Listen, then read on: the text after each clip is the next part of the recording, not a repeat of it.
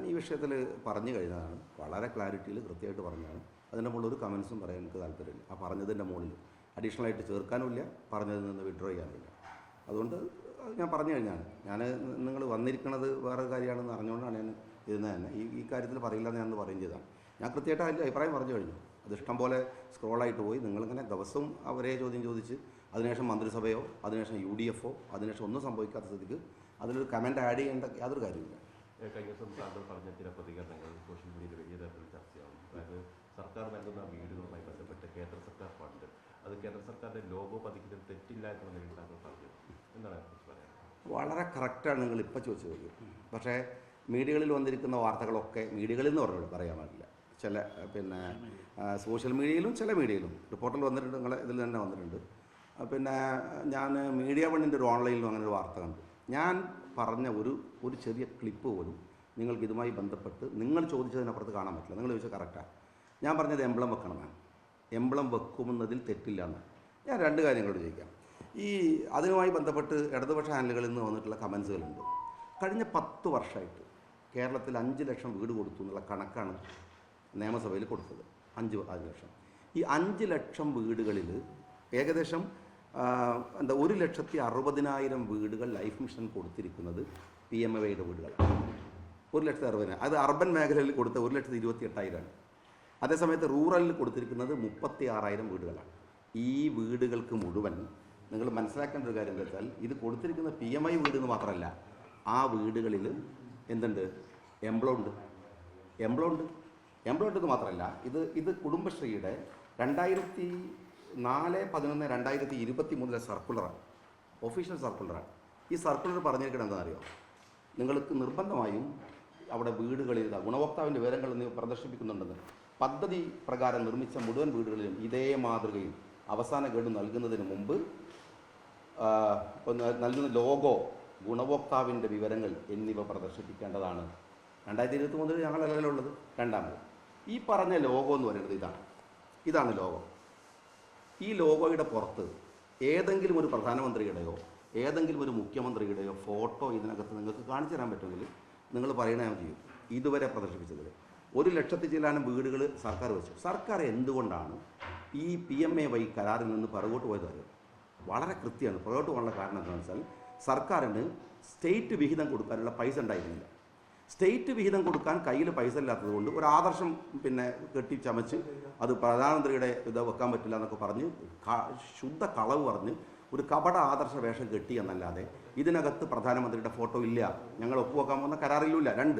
രണ്ടാമത്തെ കാര്യം, ഈ ചരിത്രത്തെ തന്നെ ഉഴുതുമറിക്കുന്ന, ഒരു നാടിൻ്റെ സംസ്കാരത്തെ തന്നെ അപകടപ്പെടുത്തുന്ന, ഭാവി തലമുറയെ ഏറ്റവും അപകടകരമായി ബാധിക്കുന്ന പ്രധാനമന്ത്രി PM ശ്രീ പോലെയുള്ള അപകടം പിടിച്ച ഒരു കരാറിൽ ഒരു ഉളുപ്പില്ലാതെ പോയിട്ട് ഒപ്പുവെച്ച് തലയും വെച്ച് കൊടുത്തു പോകുന്നവരാണ് PMAY പോലെ. ഇപ്പം നിങ്ങൾ മനസ്സിലാക്കേണ്ടത് അറിയാം. ഇപ്പോൾ ഒപ്പ് വെക്കുമ്പോൾ എനിക്ക് കിട്ടാൻ പോകുന്ന വീട് 1,20,000 വീട് പുതുതായിട്ട് പാവപ്പെട്ട മനുഷ്യർക്ക് കിട്ടാനുള്ളതാണ്.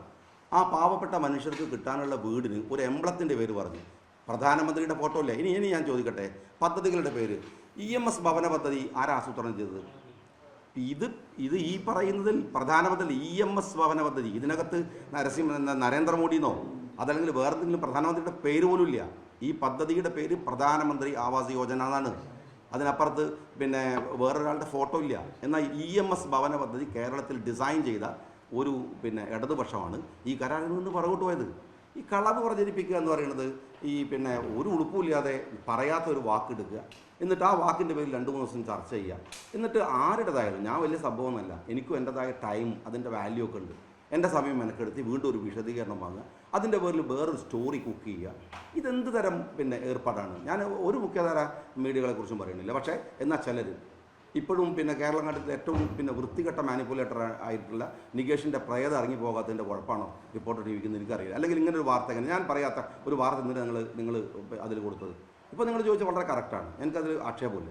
പക്ഷേ ഈ പറയുന്നിടത്ത് നിങ്ങൾ ഈ പത്രക്കാരുണ്ടല്ലോ, എന്നെക്കാളൊക്കെ നന്നായി കാര്യങ്ങൾ മനനം ചെയ്യുന്ന വിവരമുള്ള ആളുകളാണ്. ഞാൻ നിങ്ങളോട് ചോദിക്കട്ടെ, PMAYയിൽ പ്രധാനമന്ത്രിയുടെ ഫോട്ടോ ഉള്ള ഒരു എംബ്ലം നിങ്ങൾ കാണിച്ചു തരും? നിങ്ങളുടെ കയ്യിലുണ്ടോ? ഞാൻ വളരെ ഒതൻറ്റിക്കായിട്ട് പറയുന്നത്, ഞാൻ അതിൻ്റെ മിനിസ്റ്റർ എന്നുള്ള ആൾക്കാണ് സംസാരിക്കുന്നത്. നിങ്ങളൊരു ഫോട്ടോ കാണിച്ചു തന്നെ. അങ്ങനെ അല്ല സഹോദര വാർത്ത വന്നത്. വാർത്ത വന്നത് പ്രധാനമന്ത്രിയുടെ ഫോട്ടോ വെച്ചിട്ടാണ് വാർത്ത വന്നത്. അതിലാ പ്രശ്നമുള്ളൂ. ഈ പറയുന്നത് ഞാൻ പറഞ്ഞല്ലോ, ഞാൻ 1 ലക്ഷത്തി ചില്ലാനം ആളുകളുടെ വീടുകൾ പുതുതായിട്ട് കൊടുക്കുന്നത് ഞാൻ ഒരിക്കലും അതിൻ്റെ പേരിൽ ഈ ആവശ്യമില്ലാത്ത കപട ആദർശം പറഞ്ഞിട്ടൊന്നും അത് തടയുന്നത് സമൂഹത്തോട് ചെയ്യുന്നത് തെറ്റാണ്. നമ്മൾ സ്റ്റേറ്റ് ഗവൺമെൻറ് ആയാലും സെൻട്രൽ ഗവൺമെൻറ് ആയാലും പദ്ധതികൾ കൊണ്ടുവരും നമ്മളുടെ പൈസ അല്ലേ. അല്ലെങ്കിൽ തന്നെ നിലനിൽക്കുന്ന പരാതി എന്താ നിങ്ങൾ ഈ സൗത്ത് സ്റ്റേറ്റുകളിൽ നിന്ന് കൊടുക്കുന്ന നികുതി വിഹിതത്തിൻ്റെ ഒരു 60-70% പൈസയാണ് നമുക്ക് 1 രൂപക്ക് കിട്ടുന്നത്. എന്നാൽ നോർത്തിലേക്ക് പോയാൽ അത് കിട്ടുന്നത് 1-1.5 രൂപയുടെ അടുത്ത് കിട്ടുന്നു. നമുക്ക് അല്ലെങ്കിൽ തന്നെ സെൻട്രൽ വിഹിതങ്ങൾ കുറവാണ്. അങ്ങനെ വരുന്നൊരു സാഹചര്യത്തിൽ നമ്മൾ എന്തിനാണ് ഈ ആളുകളുടെ വയറ്റത്തടിക്കാൻ പോകുന്നത്?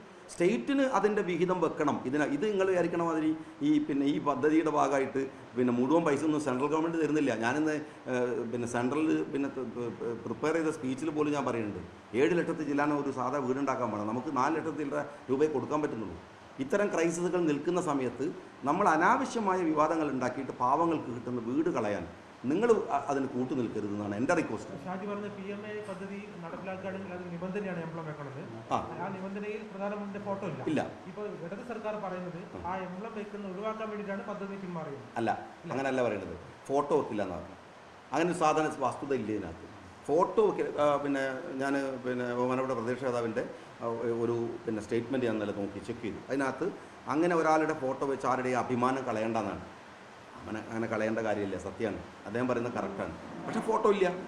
EMS ഭവന പദ്ധതി എങ്ങനെ കൊടുക്കുന്നത്? ഇതിനകത്ത് എന്താണ് പ്രധാനമന്ത്രി എന്നാണ്, മുഖ്യമന്ത്രി എന്നാണ്, അതൊക്കെ ഡെസിഗ്നേഷൻ മാത്രമാണ്. അതിൽ ഒരാളുടെ പേര് കൂടെ കൂട്ടുക. അപ്പോൾ അതല്ലേ അപമാനം? ഞാൻ അതിനെ എതിർക്കാൻ പോകല്ല കേട്ടോ. ഞാൻ EMS ഭവന പദ്ധതി എതിർക്കല്ല. പക്ഷേ EMS ഭവന പദ്ധതി വിഭാവനം ചെയ്തവർ എങ്ങനെയാണ് PMA വഴി എതിർക്കുന്നത്? പ്രധാനമന്ത്രി ആവാസ് യോജന എന്ന് പറയുന്നൊരു പദ്ധതി എങ്ങനെ എതിർക്കുന്നത്? അതിൽ നിങ്ങൾ പ്രൂവ് ചെയ്യൂ. അതിനകത്ത് നരേന്ദ്രമോദിയുടെ ഫോട്ടോ ഉണ്ട്. ഇന്ത്യയിൽ വെച്ച ഏതെങ്കിലും ഒരു PMA അല്ല, കേരളത്തിൽ 1 ലക്ഷത്തി, ഞാൻ പറയാം, കേരളത്തിൽ വീണ്ടും പറയാം, 1,60,000 വീടുകൾ കൊടുത്തല്ലോ മുഖ്യമന്ത്രി. ആ കൊടുത്തത് വീട്ടിനകത്ത് നിങ്ങൾ ഈ ഫോട്ടോ കാണിച്ചു തന്നാൽ ഞാൻ പറയാം, എനിക്ക് തെറ്റുപറ്റിയെന്ന് പറയാം. ഒരു സ്ഥലത്തുമില്ല. സംസ്ഥാന വിഹിതം കൊടുക്കാനില്ലാത്തതുകൊണ്ടാണ്. അതാണ് വസ്തുത. അതിനു വേണ്ടി ഒരു ആദർശമൊക്കെ ചമച്ച് പതുക്കെ ഊരിയതാണ്. ഫിനാൻഷ്യൽ ക്രൈസിസ് വന്നപ്പോൾ പതുക്കെ ഊരിയതാണ്. അത്രയേ ഉള്ളൂ. കൈരളിക്ക് എന്ത് ചോദിക്കണ്ടോ?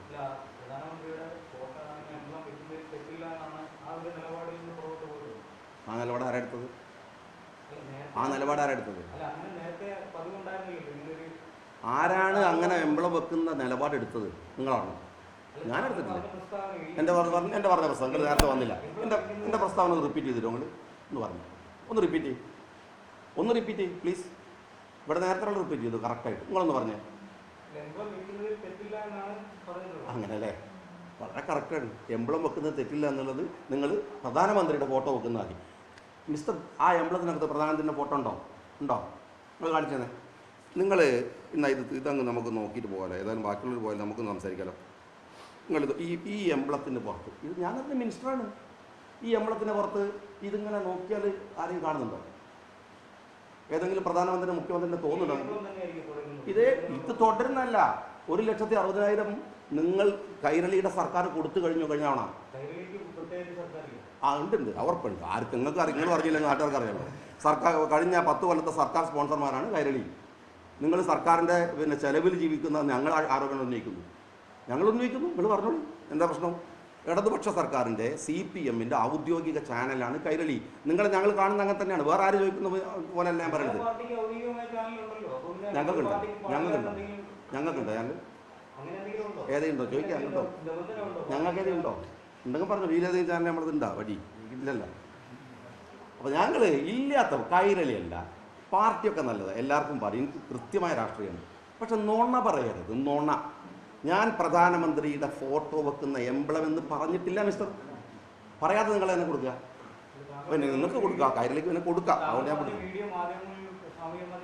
ആ വീഡിയോ കാണിച്ചു ഒന്ന് അപ്ലൈ ചെയ്യും പ്ലീസ്. ഇപ്പം തന്നെ അപ്ലൈ ചെയ്യും. ഷാജിദിൽ മോഡിയുടെ പടം ഉണ്ടെന്ന് പറഞ്ഞുകൊണ്ട് ഈ പദ്ധതിയിൽ നിന്ന് പിന്മാറുന്നു. യഥാർത്ഥത്തിൽ പണമില്ലാത്തതുകൊണ്ട് പിന്മാറും. അതാണ് വസ്തുത. ഒന്ന് വീഡിയോ ഒന്ന് പ്ലീസ്. അതെ പറയും.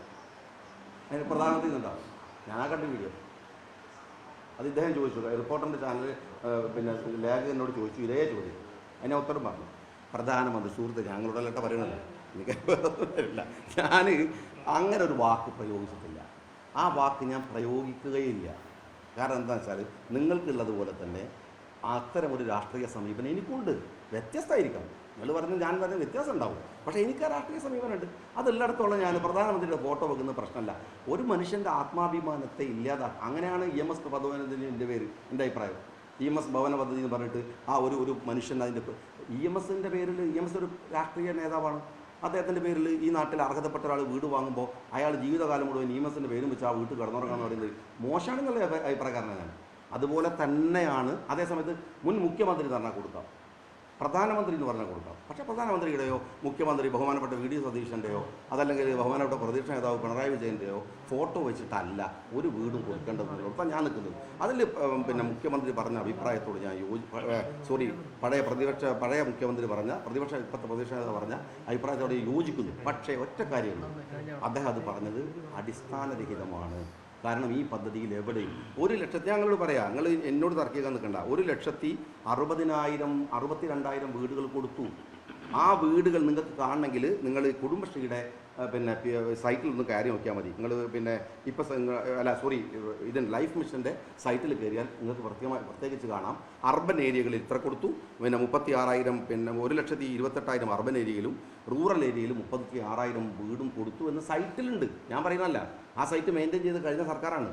ആ വീടുകളിൽ നിങ്ങൾ പോയി നോക്കിയിട്ട് എവിടെയെങ്കിലും പ്രധാനമന്ത്രിയുടെ ഫോട്ടോ കാണിച്ചു തരുന്നത് ഈ ലോഗോ വെക്കണം വെക്കണമെന്ന് ഇൻസിസ്റ്റ് ചെയ്തത് അത് കൊടുക്കുന്നത് സർക്കാരാണ്. ഈ ലോഗോ നിർബന്ധമായിട്ട് ആ ലോഗോ വെക്കണം എന്ന ഇതാ സർക്കുലർ. ഞാൻ വെറുതെ അല്ലല്ലോ, ഇതാ സർക്കുലറായി കാണിക്കുന്നത്.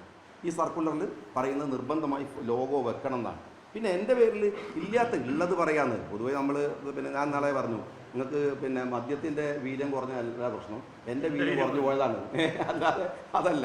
പക്ഷേ എന്തിനാ വെറുതെ പറയുന്നത്, നുണ പറയുന്നത് എന്തിനാണ് ആവശ്യമില്ലാതെ. നമ്മൾ ഉത്തരവാദപ്പെട്ട സ്ഥാനത്തിരുന്ന് പറയും. അതിന് വെറുതെ ഈ കഥകൾ ഇങ്ങനെ പിന്നെന്താ ചെരുപ്പിൻ്റെ വാറഴിക്കുമ്പോഴും നുണ ലോകം അനുസരിച്ചിരിക്കുന്നു പറഞ്ഞ മാതിരിയാണ്. എന്തിനാ അത് പറയുന്നത്? അല്ല, മന്ത്രിയാവുമ്പോൾ നമുക്ക് ഉത്തരവാദിത്തങ്ങൾ കൂടും. നമുക്ക് നോക്കാനുള്ള ഒരു പ്രതിപക്ഷവും ഭരണപക്ഷവും ഞാൻ പലവണ പറഞ്ഞു, രണ്ട് തരത്തിൽ തന്നെയാണ് കൈകാര്യം ചെയ്യേണ്ടത്.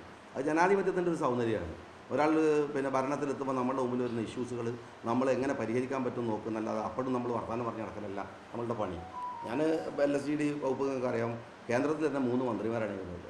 നമുക്ക് അത്രയ്ക്ക് ലോഡാണ്. ഇപ്പോൾ നാളെ പിന്നെ ഡൽഹിയിൽ പോയാൽ 3 ദിവസം കഴിഞ്ഞാൽ പിന്നെയും പോകണം. അവിടെ 3 മന്ത്രിമാരുണ്ട്, ഇവിടെ നമുക്കൊരു മന്ത്രിയാണ്. അപ്പോൾ ഒരുപാട് അങ്ങനെ പറയണത് വെച്ചാൽ സാധാരണക്കാരനെ തൊടുന്നൊരു വകുപ്പാണ്. അതിൻ്റെതായ ബുദ്ധിമുട്ടുകളുണ്ട്. അത് ഏൽപ്പിച്ചാൽ നമുക്കത് ചെയ്യുന്നു, അല്ലാതെ അതൊരു ഒളിച്ചോട്ടോ നിലപാടുകളിൽ നിന്ന് ഒഴിഞ്ഞു മാറി പോകലോ. കൂടുതൽ പ്രായോഗികമായി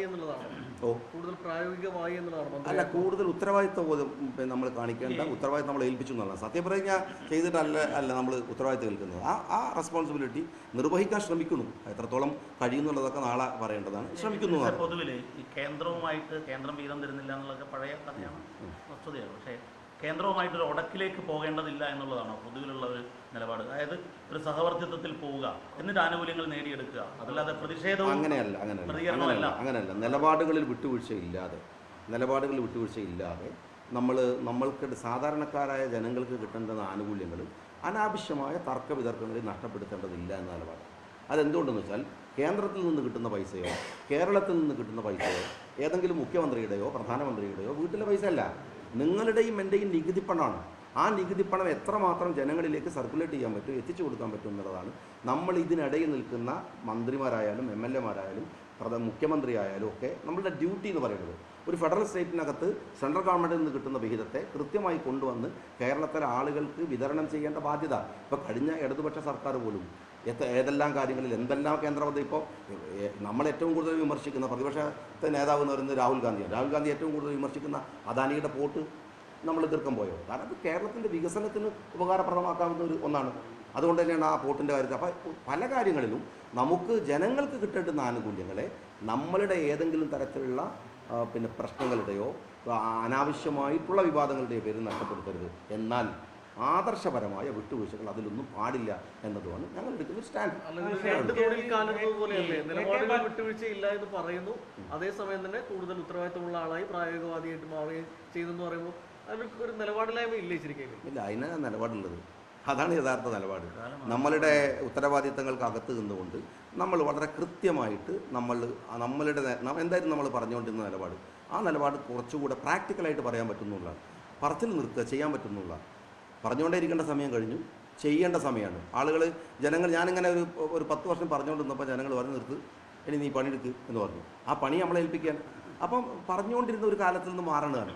അതൊക്കെ ഒരു സാമാന്യ യുക്തിയുടെ പ്രശ്നമല്ലേ? അത്രേ ഉള്ളൂ. പക്ഷേ ഒരു പ്രശ്നമുള്ളത് ഇപ്പോൾ PMCയുടെ വിഷയത്തിൽ PMC നേരത്തെ പിണറായി സർക്കാർ ഒപ്പിട്ടു എന്ന് പറഞ്ഞിട്ടാണ് ഇപ്പോൾ നടത്തുന്നതെന്ന് പറയുന്നത്. പക്ഷേ ആ പിണറായി സർക്കാരിനെ ഇത്രയും ദയനീയമായി തോൽപ്പിച്ചത് കേരളത്തിലെ ജനങ്ങൾ PMC ഒരു ഘടകമാണല്ലോ. അപ്പോൾ ഈ മാൻഡേറ്റിനൊപ്പം നിൽക്കാൻ നിങ്ങൾ ആ നിലപാടിലൊരു തിരുത്തലല്ലേ വേണ്ടത്? ഞങ്ങൾ സമിതി വെച്ചിട്ടുണ്ട്, കഴിഞ്ഞിട്ട് അതിനെക്കുറിച്ച് കമൻറ്റ് ചെയ്തു. ഒരു സമിതിനെ അവിടെ വെക്കുക, ഞാൻ പുറത്തുനിന്ന് അഭിപ്രായം പറയാം. എന്തൊരു തമാശയാണത്. നിങ്ങൾക്ക് വാർത്ത ഒന്നല്ലാണ്ട് അതിനകത്ത് യാതൊരു കാര്യമില്ല. ഞങ്ങൾ ക്യാബിനറ്റ് വെച്ച സമിതിയാണ്. ആ ക്യാബിനറ്റിൻ്റെ മുമ്പിൽ ആ സമിതിയുടെ റിപ്പോർട്ട് വരുമ്പോൾ വളരെ കൃത്യമായ ഡിസ്കഷൻ ഞങ്ങളുടെ അടുത്തുണ്ടാവും. ആ ഡിസ്കഷൻ്റെ പശ്ചാത്തലത്തിൽ അതുമായി ബന്ധപ്പെട്ട് ഒരു കമൻറ്റ് ഞാൻ പറയേണ്ട കാര്യമില്ല. AK ബാലൻ താങ്കളുടെ രൂക്ഷമായ പ്രതികരണം ബന്ധപ്പെട്ടുണ്ട്. BJPക്കും RSസും താങ്കൾ അടിമപ്പെട്ടു. കേന്ദ്രത്തിന്റെ AK ബാലൻ മതമാണ് പ്രശ്നം എന്നത് മാത്രം ഇനി ഭേദഗതി ചെയ്താൽ മതി എന്നാണ് AK ബാലൻ പറഞ്ഞത്. അതുപോലെ തന്നെ ഭേദഗതി ചെയ്താൽ മതി. കാരണം എന്താ വെച്ചാൽ ഇപ്പം ഞാൻ പിന്നെ നരേന്ദ്രമോദിൻ്റെ ആളാക്കാൻ 2 ദിവസമായിട്ട് ആ നാളങ്ങനെ ആലേട്ടൻ അങ്ങനെ തമാശക്കാരനാണ് ഈ കാര്യം. അല്ല ഇപ്പോൾ ഒരു പിന്നെ വലയായിട്ട് പോയപ്പം മറ്റേ ലോകബാങ്കൊക്കെ കിട്ടിയെന്ന് പറഞ്ഞു. ഒരു കടലിൽ പണ്ട് ഒഴുക്കിയിരുന്നേ ലോകബാങ്കൊക്കെ ഉണ്ടല്ലോ, ഓരോ വലയിൽ അതാ കിട്ടി, ഇത് കിട്ടിയിട്ടില്ല. ഇത് ഇനി സബ്മിറ്റ് കമ്മിറ്റി കഴിഞ്ഞാലേ കടലിൽ പോയില്ലെന്നറിയുള്ളൂ. അതെ, ഒഴുക്കല്ല, അതെന്തായാലും വലയിൽ കിട്ടിയെന്ന് പറഞ്ഞു. അവർക്ക് കിട്ടിയത് ഒരു പണ്ട് ഒഴുക്കിയ മറ്റേ വേൾഡ് ബാങ്ക് കരാറ് പിന്നെ അങ്ങനത്തെ കാര്യങ്ങളൊക്കെ കിട്ടിയെന്ന്. ഒരു സ്ഥിരമായിട്ട് കടലിടുന്നതാണല്ലോ. ഈ മുഖ്യ തെരഞ്ഞെടുപ്പ് ഓഫീസറുടെ നിയമനവുമായി അതെ അതെ ഞാൻ തന്നെ പറഞ്ഞല്ലോ. അത് ഇന്ദിരാ ആവാസ് യോജന എന്ന് പറയുന്ന പദ്ധതി കോൺഗ്രസ് സർക്കാർ നടത്തിയിട്ടുണ്ടല്ലോ. അതുപോലെ തന്നെ ഓരോ പദ്ധതികൾ അതാത് ഗവൺമെൻറ്റുകൾ നടപ്പിലാക്കുന്നു. ആ പദ്ധതികളിൽ ഇവരുടെ ഫോട്ടോ ഒക്കെ വെച്ച് പ്രദർശിപ്പിക്കുന്ന തെറ്റാണ്. ഇതിൽ എംബ്ലം മാത്രമേ ഉള്ളൂ, അതുകൊണ്ടാണ് ഞങ്ങൾ ഒപ്പുവെക്കുന്നതെന്ന് പറഞ്ഞത്. പോയി വയ്ക്കാൻ മതി, വയനാടല്ലേ അടുത്തല്ലേ. നിങ്ങൾ കൈരളിലെ ലേഖനം വിളിച്ചിട്ട് അവിടെ വെച്ചതെന്ന് ചോദിച്ചാൽ ഈ മുഖ്യ തെരഞ്ഞെടുപ്പ് ഓഫീസറുടെ നിയമനവുമായി ബന്ധപ്പെട്ട് വീണ്ടും ഒരു വിവാദം സംഘപരിവാറൊക്കെ ബന്ധമുള്ള ഒരാളാണ്. എല്ലാ കാര്യത്തിലും വിവാദമാകുന്നു. അല്ല, അത് അവരുടെ പണിയാണല്ലോ, അവർ ചെയ്യണമല്ലോ. അദ്ദേഹം പിന്നെ ഒരു ക്രെഡിബിലിറ്റി ഞാൻ എന്നെക്കുറിച്ച് പറയാം, ഒരു നല്ല വിശ്വാസിയാവുന്നത് ഈ രാജ്യത്ത് അങ്ങനെ ഒരു തെറ്റാവുക. എല്ലാത്തിനും അങ്ങനെ കാണാൻ പാടില്ല എന്നാണ് ഞാൻ പറഞ്ഞത്. അദ്ദേഹത്തിൻ്റെ ജഡ്ജ്മെൻറ്റുകൾ, അദ്ദേഹം കേരളത്തിൽ ഒരുപാട് കാലമായിട്ട് ജഡ്ജിയാണ്. അദ്ദേഹത്തിൻ്റെ ഏതെങ്കിലും ഒരു ജഡ്ജ്മെൻ്റ് എടുത്തിട്ട് നിങ്ങൾ അദ്ദേഹത്തെ പറയും അതെന്ന കുഴപ്പക്കാരനാണ്. അങ്ങനെയൊന്നും ഇല്ലാതെ ഒരു മതത്തിൻ്റെ സിമ്പിളായിട്ട് നടക്കുമ്പോഴേക്കും അതാണ് ഇപ്പോൾ നോർത്ത് ഇന്ത്യയിലെ RSSൻ്റെ ഒരു പ്രശ്നം. ഫ്ലൈറ്റിൽ നിന്ന് താടി കാണുന്നവനെ കാണുമ്പോൾ, തലകെട്ട് കാണുന്നവനെ കാണുമ്പോൾ മുത്തറാക്കി വിളിക്കുന്ന സംഘപരിവാർ ശൈലിയിലേക്ക് കേരളം പോകാൻ പാടില്ല. ഇവിടെ എല്ലാ മതത്തിൻ്റെ ആളുകളും അവരുടെ ആചാര അനുഷ്ഠാനങ്ങൾ അനുസരിച്ച് ജീവിക്കുന്നതാണ് നമ്മളുടെ ഇഷ്ടം. അവർക്ക് അത് അങ്ങനെ ആവുന്നതാണ് ഇഷ്ടം. അങ്ങനെ ആവണം എന്നാണ് നമ്മളുടെ ആഗ്രഹവും. അതിനൊക്കെ കൊണ്ടുപോയിട്ട് പിന്നെ വർഗീയവൽക്കരിക്കാൻ ശ്രമിക്കുന്നത് ഒരു സംഘീബോധത്തിൻ്റെ ഭാഗമാണ്. അത് രാഷ്ട്രീയമല്ല. ഇന്ത്യ പോലെ 14,000 ചില്ലാനം മതവും വിശ്വാസങ്ങളൊക്കെ ഉള്ള ഒരു നാട്ടിൽ നമ്മൾ ഒരു മതത്തിൻ്റെ ചിഹ്നം അനുസരിച്ച് ജീവിക്കുന്നവനെ പെട്ടെന്ന് RSS ആക്കുക, പെട്ടെന്ന് ബിൻ ലാദൻ്റെ അനുയായികളാക്കുക, അതൊക്കെ അപകടം പിടിച്ച രീതിയാണ്. അങ്ങനെ ചെയ്യാൻ പാടില്ല എന്നാണ് ഞങ്ങളുടെ ഒരു കൺസെപ്ഷൻ.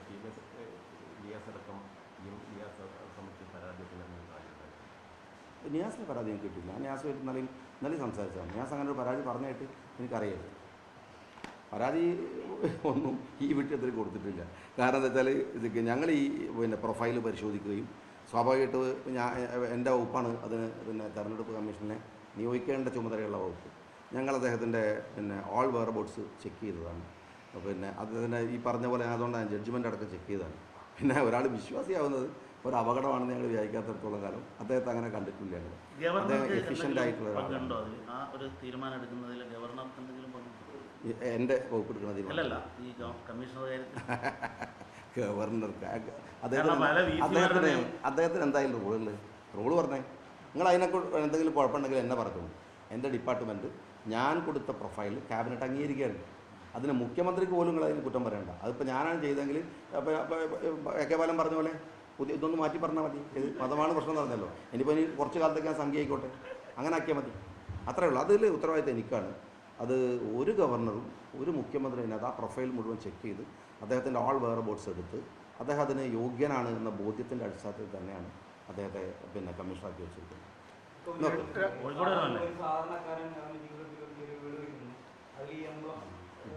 പതിക്കുന്നത്, അത് ആത്മാഭിമാനത്തെ കോട്ടം നിൽക്കുന്ന ഒരു സംഭവം.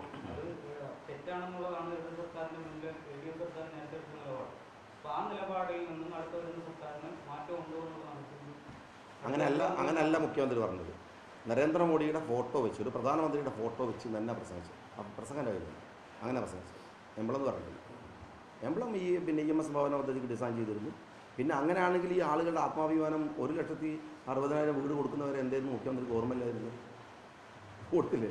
സൈറ്റിലുണ്ടല്ലോ, ആ ഫോട്ടോസ് വന്നുകൊണ്ടിരിക്കുന്നുണ്ട് കുറേ. അതില്ല അങ്ങനെ പറഞ്ഞിട്ടില്ല മുഖ്യമന്ത്രി പറഞ്ഞു. ഓക്കെ, UDF-മായി യാതൊരു തർക്കവും ഇല്ല എന്നുള്ളതാണ് PK കുഞ്ഞാലിക്കുട്ടി കഴിഞ്ഞ ദിവസം പറഞ്ഞത് ഈ മദ്യനയത്തിന്റെ കാര്യത്തിൽ. അപ്പോൾ അങ്ങനെ വരുമ്പോൾ നിലവിൽ ഈ നികുതി ഇളവ്, വീര്യം കുറഞ്ഞ മദ്യത്തിനുള്ള നികുതി ഇളവ്, അതിന് ലീഗ് അംഗീകരിക്കുക തന്നെയല്ലേ ഇപ്പോൾ ചെയ്യുന്നത്? ഞാൻ പറഞ്ഞില്ല, അതിനകത്തൊരു കമന്റ് ഇല്ല എന്ന് പറഞ്ഞു. ഞാൻ വളരെ കൃത്യമായിട്ട് പറഞ്ഞു. ഞാൻ പറഞ്ഞ കേസാണ്. അതിൻ്റെ മുകളിൽ തർക്കമില്ലാതെ പറയുന്നുള്ളൂ. ഞാൻ അതിനകത്ത് കമന്റ് ഇല്ല കാര്യമായിട്ട്. കാരണം അത് പറഞ്ഞു കഴിഞ്ഞതാണ്. നിങ്ങൾക്കിപ്പോൾ വന്ന് ഇന്ന് വിചാരിച്ച സാധനം കിട്ടാത്തതുകൊണ്ടാണത്. അതിൻ്റെയാണ് ഞാൻ ഈക്കും മുങ്ങോട്ട് സമ്മതിക്കാം. പക്ഷേ തീരുമാനിച്ചിട്ടില്ല, ലൈഫ് പദ്ധതി പൊളിക്കാൻ തീരുമാനിച്ചില്ല. അങ്ങനെ തീരുമാനമൊന്നുമില്ല. ഒരു കാര്യം ഉറപ്പാണ്, ഗ്രാമസഭകളുടെ അധികാരത്തെ തിരിച്ചെടുക്കാനുള്ള ശ്രമം ഉണ്ടാവും. ഗ്രാമസഭകൾക്ക് ഏകദേശം ഒരു 10ഓളം അധികാരം തിരിച്ച് നഷ്ടപ്പെട്ടു പോയിട്ടുണ്ട്. പഞ്ചായത്തുകൾക്ക് അതിൻ്റെ നമ്മളുടെ ഡീലിമിറ്റേഷൻ്റെ ഭാഗമായിട്ട് കുറേ കിട്ടേണ്ടുന്ന അധികാരങ്ങൾ കിട്ടാതെ പോയിട്ടുണ്ട്. അത് ഗ്രാമസഭകൾക്കും പഞ്ചായത്തുകൾക്കും തിരിച്ചു കൊടുക്കാനുള്ള ശ്രമം എന്തായാലും ഉണ്ടാവും. അത് എങ്ങനെ എന്തെന്നുള്ളതൊന്നും ഞങ്ങൾ ഡിസ്കസ് ചെയ്തിട്ടില്ല. ഞങ്ങളതിനെക്കുറിച്ച് മിക്കവാറും പരിശോധന നടത്തിയിട്ട് ഗ്രാമസഭകളിൽ എന്ന് മാത്രമല്ല ഗ്രാമപഞ്ചായത്തുകൾക്ക് പഞ്ചായത്തുകളുമായി ബന്ധപ്പെട്ട പുതിയ ഒരു അവലോകനവും പരിശോധനയൊക്കെ പുതിയ സർക്കാർ വന്നതല്ലേ, 10 കൊല്ലത്തിന് ശേഷം വരുന്ന സർക്കാരല്ലേ, ഞങ്ങൾ അതിനകത്ത് എന്തെങ്കിലും കുഴപ്പങ്ങളുണ്ടെന്ന് പരിശോധിക്കും. അത്ര മറ്റൊരു കാര്യം, ഈ CRZ ഷെഡ്യൂൾ ജനങ്ങളെ ബാധിക്കുന്ന ഒരു വിഷയമാണ്. കഴിഞ്ഞ സർക്കാരിൻ്റെ കാലത്ത് അതിൻ്റെ കുറേ കാര്യങ്ങൾ നടന്നു, പിന്നെ അവിടെ കിടന്നു. അപ്പോൾ യഥാർത്ഥത്തിൽ അതിൻ്റെ ഒരു ഗുണം, ഈ ഷെഡ്യൂൾ മാറിയത് ഇതിൻ്റെ ഗുണം ജനങ്ങൾക്ക് കിട്ടിയിട്ടില്ല. അപ്പോഴേക്ക് ഇലക്ഷൻ വരികയും ചെയ്തു. ആ ഒരു കാര്യത്തിൽ ഒരു ഇടപെടൽ ഉണ്ടാകുന്ന ജനങ്ങൾക്ക് കിട്ടിയിട്ടില്ല, അത്യാവശ്യം രാഷ്ട്രീയക്കാർക്കൊക്കെ കിട്ടിയിട്ടുണ്ട്. അനധികൃതമായ കൺസ്ട്രക്ഷൻ ഈ CRZ-നെയൊക്കെ വക വെച്ചുകൊണ്ട് കോഴിക്കോടല്ല പറയാതെ പറഞ്ഞാൽ ജനങ്ങൾക്ക് കിട്ടിയിട്ടില്ല. അപ്പോൾ ആ സമയത്ത് CRZ-ൻ്റെ എല്ലാ മാനദണ്ഡങ്ങളും ലംഘിച്ചുകൊണ്ടുണ്ടായ കൺസ്ട്രക്ഷൻ കോഴിക്കോട് പോലും ഉണ്ടായിട്ടുണ്ട്. ഒരു റെഗുലൈസ് ചെയ്ത് കൊടുക്കുകയും ചെയ്തിട്ടുണ്ട്. അത് മൊത്തത്തിൽ പരിശോധിക്കും. പക്ഷേ CRZ ഒരു പ്രോബ്ലം ഉള്ളത് നമുക്ക് മാത്രം തീരുമാനിക്കാവുന്ന ഒരു നിയമമല്ല. സെൻട്രൽ ഗവൺമെന്റ് മാറിയെങ്കിൽ എത്തിയിട്ടില്ല. അവരിപ്പോൾ ഭയങ്കര ബുദ്ധിമുട്ടില്ല, ഭയങ്കര പ്രയാസത്തിലാണ്. ഒരുപടി ആളുകൾ പിന്നെ തിരുവനന്തപുരം പോയാൽ നടക്കില്ല, ഇപ്പം നടക്കില്ല. അത് പരിശോധിക്കേണ്ട കാര്യം.